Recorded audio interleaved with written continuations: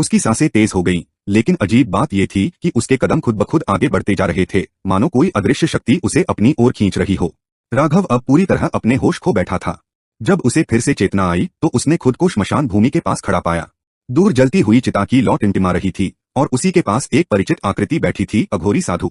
लेकिन इस बार उसका स्वरूप पहले से कहीं अधिक भयानक लग रहा था। उसने अपनी आंखें बंद कर रखी थीं और होठों से लगातार कोई रहस्यमयी मंत्र बुदबुदा रहा था। उसके चारों ओर 5 त्रिशूल गड़े थे, जिन पर ताजा रक्त जैसा कोई लाल पदार्थ लगा हुआ था।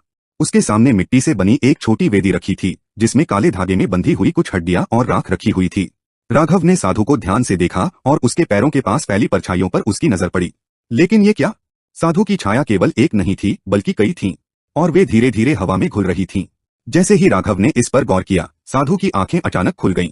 लाल जलती हुई आंखें जो सीधे राघव के भीतर तक उतर रही थीं। उसके होठों पर एक अजीब सी मुस्कान आ गई।